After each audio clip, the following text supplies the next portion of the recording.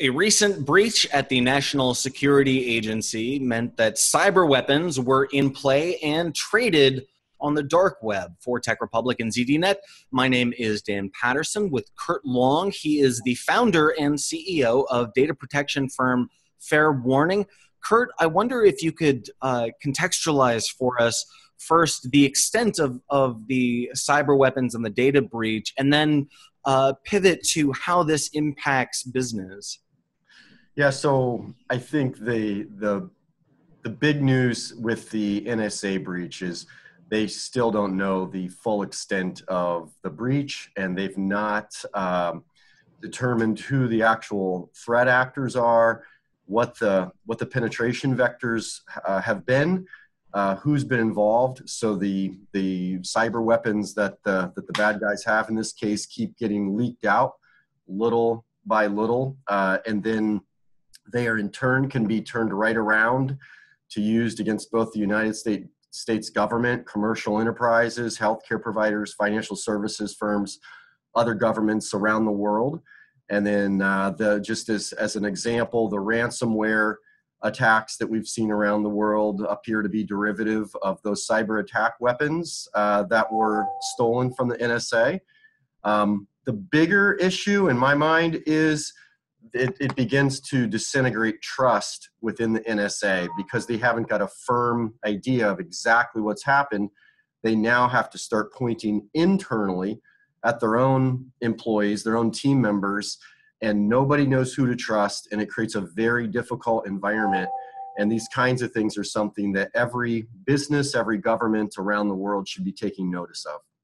So when we talk about cyber weapons, often those of us in the security community can talk to each other and kind of understand how that is defined. But just to make sure that we're not being too insular, can we define what a cyber weapon is in the context of this leak? Yeah, I mean, it's a tool that allows the holder of it to circumvent normal security controls, even at the most basic level. That would normally be impenetrable, right? So if we have a firewall around our business and we think that firewall's impenetrable, it gives us some comfort level. And some of these cyber weapons that have been compromised are known to be able to circumvent something as simple and foundational as a firewall. So it really resets the entire landscape of trust, and do we have, an organization secured? It rocks everyone foundationally to say, am I secure or not? Kurt, I'm glad you keep coming back to that notion of trust, because at the end of the day, we really do need to be able to trust, just like we do with kinetic arms. We need to be able to trust that those who manufacture, store, and deploy cyber weapons are in fact capable of securing those cyber weapons. So what will the echo or the ramifications of this be? You've spoken about internally, but externally with government organizations, with NGOs, and with large corporations. How can we trust an organization like the NSA that's been charged with keeping us all safe? Yeah, so I think all of this news that we receive, we get it in drips and drabs, if you will. And while this is a big one, the NSA breach is a big one, it's still, we still aren't looking at it in the fuller context of the world. And let me be a little more specific. We do a lot of business around the world. And in the past, we would have been a trusted party as a US company, and we would have gone absolutely through very difficult diligence around security to do business with someone in Australia, the UK, or continental Europe. But today, as a US company, as we go through security diligence with a major corporation, could be a bank, a healthcare provider, wealth management, whatever it is, there's an added layer of skepticism to our business because we're based in the US, and a corporation might believe that some surveillance organization in the United States, like the NSA, might be taking their data and spying on their data through some of the vulnerabilities that the NSA has identified. That's probably a slightly different tangential topic, or through some of the weapons that have been disclosed. And what that means is a basic breakdown in the fabric of trust, not just with the United States governments, but everyone in the ecosystem of the United States. And all I'm trying to add to is to the seriousness about trust, because trust is basically the lubricant of our monetary transactions. And it's easy to lose track of that. What I just described isn't the easiest thing to articulate and have people know. But when it starts breaking down, we're going to break down our overall commerce around the world.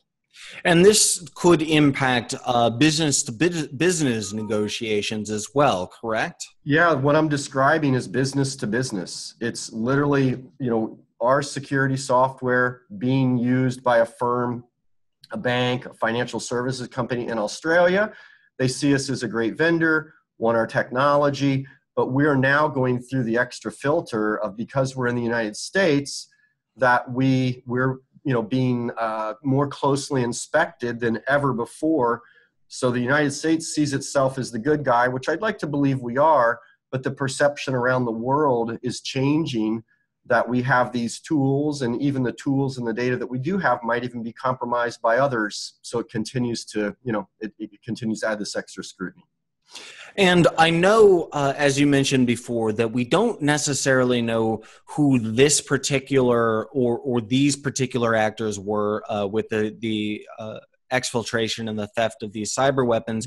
But can you give me a general profile of the actors that would use these weapons against other companies, government organizations, NGOs? Is it the Mr. Robot cliche of a lone wolf with a hoodie? Is it a state actor like China or Russia? Is it organized crime, or all of those in between? I think the most damaging ones are very different than the hoodie lone wolf that you described. It is actually a well-funded organization that probably has some governmental affiliation, but not a direct affiliation. So it could be Russians, but not the Russian government.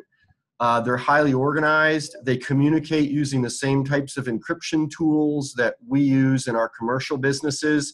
They think in terms of scale, the way we think about scaling our businesses, that we think of software as a service to give scale to our business. Well, they think of crime as a service to scale their business. So they have the same platforms available to them to scale their crime, whether it be financial gain or damages. They're highly organized, well-funded, and the lapses that we see between the breaches is just a matter of, okay, they understand one exploit that they can take advantage of. They'll run that exploit and say in one strain of ransomware. Then they regroup. They'll see what the next vulnerability is after businesses around the world have patched against that vulnerability, and then they'll run the next breach at scale across crime as a service, right? I think that's there's always going to be the lone actors, but I think the ones that are most dangerous and ones most pertinent to this conversation are the ones I just described. And what are the diplomatic conversations that occur after a breach like this happens? We know that every country or many countries are hacking and attacking each other. In the same way, munitions are readily available. But after a breach like that, does a diplomat call and yell at the U.S. diplomat, or are there negotiations that are more nuanced? I think we had a little more visibility under that in the Obama administration, and clearly, Obama put some political pressure on China's activities as an example, because it was fairly clear that series of breaches from 2016, 15, 16, did have a close affiliation with the Chinese government. So I think we saw it was a little more transparent about the political pressures and diplomatic pressures that go on behind the scenes. I think in today's environment, it's really hard for me to speculate, given the dominance of the news between the Trump administration and the Russian connection, and then even fake news. Clearly, fake news is a reality, and it's become very opaque, at least in my mind, Dan, as to what gets said. I appreciate that lack of speculation because Yeah. it's very important to focus on facts and make sure that we have facts, particularly with issues as explosive as this. Kurt Long, the founder and CEO of data protection firm Fair Warning. Kurt, I wonder if you could leave me with a few answers, although there are no answers, Yeah. but specifically, how should, if I'm a business here in the United States or even around the world, uh, or a consumer, my reaction might be, yes, so what? Why do I care? What are the implications for business and consumers that are maybe not obvious but deeply important? I'm going to start with businesses because it can be a little bit more concrete with businesses. I'm a consumer as well, and I've thought about this as a consumer, and it's a little tougher to answer. So on the business side, the first concept is everybody thinks it's going to happen to somebody else until it happens to you. So the first thing is like an acceptance that this is real, breaches are real, and that a business can be significantly damaged, if not fatally damaged, by a breach. And that business owners, if you're a sophisticated business and you have access to information security professionals, you can complement those professionals with outside expertise. If you're a small or medium business, chances are you don't have information security personnel, and I would strongly encourage them to partner with some firm, a managed security services firm, a consultant, somebody who knows security. So accept the condition that breaches are real and impact, get the expertise. And then see, I'm going to keep coming back to this trust thing.